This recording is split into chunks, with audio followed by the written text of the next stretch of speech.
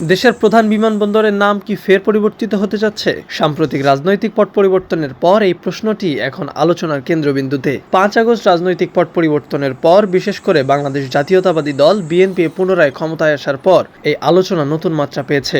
বর্তমান সরকার দলীয় অনেক সংসদ সদস্যই হযরত শাহজালাল আন্তর্জাতিক বিমানবন্দরের বর্তমান নাম পরিবর্তন করে আবারও দেশের সাবেক রাষ্ট্রপতি জিয়াউর রহমানের নামে নামকরণের জন্য জোরালো দাবি তুলেছেন। তবে সরকার দলীয় সংসদ সদস্যদের পক্ষ থেকে এমন জোরালো দাবি থাকলেও দেশের বর্তমান সার্বিক অর্থনৈতিক প্রেক্ষাপট বিবেচনা করে আপাতত নাম পরিবর্তনের কোনো পরিকল্পনা সরকারের নেই।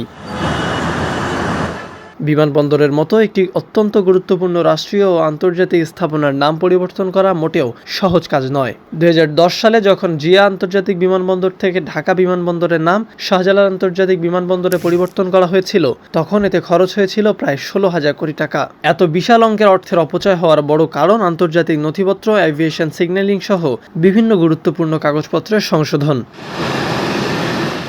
অতীতের সেই বিশাল অঙ্কের খরচের বিষয়টি মাথায় রেখেই বর্তমান সরকার নাম পরিবর্তনের এই অত্যন্ত ব্যয়বহুল প্রক্রিয়া থেকে আপাতত নিজেদের সরিয়ে রেখেছে। বর্তমানে যদি আবারও এই বিমানবন্দরের নাম পরিবর্তন করতে হয়, তবে আন্তর্জাতিক এভিয়েশনের সমস্ত কাগজপত্র, কোড এবং সিগন্যালিং পরিবর্তন করতে গিয়ে সরকারের প্রায় 40 থেকে 50,000 কোটি টাকা খরচ হতে পারে। এত বিপুল পরিমাণ অর্থ শুধুমাত্র একটি নাম পরিবর্তনের পেছনে ব্যয় করাকে সরকার কোনোভাবেই যৌক্তিক বলে মনে করছেন না। ঠিক এ কারণেই নাম পরিবর্তনের মতো বিতর্কিত রাজনীতিতে না জড়িয়ে সরকার এখন শাহজালাল আন্তর্জাতিক বিমানবন্দরের সার্বিক আধুনিকায়ন, সম্প্রসারণ এবং যাত্রী সেবার মান উন্নয়নের দিকেই সবচেয়ে বেশি জোর দিতে চায়।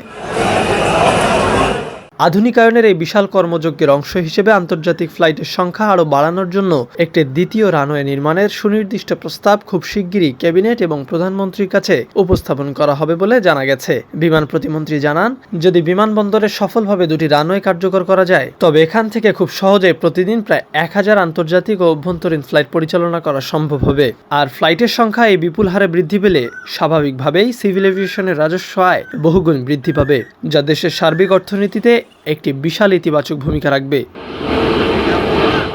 পরিকাঠামোগত এই উন্নয়নের পাশাপাশি আগামী ডিসেম্বর মাসে দীর্ঘ প্রতীক্ষিত থার্ড টার্মিনাল চালুর উপরও সরকার এখন বিশেষভাবে জোর দিচ্ছে। কর্তৃপক্ষ বলছে, আগামী বিজয় দিবসের বিশেষ ও ঐতিহাসিক দিনে সর্বাধুনিক এই টার্মিনালটি আনুষ্ঠানিকভাবে উদ্বোধন করা হবে।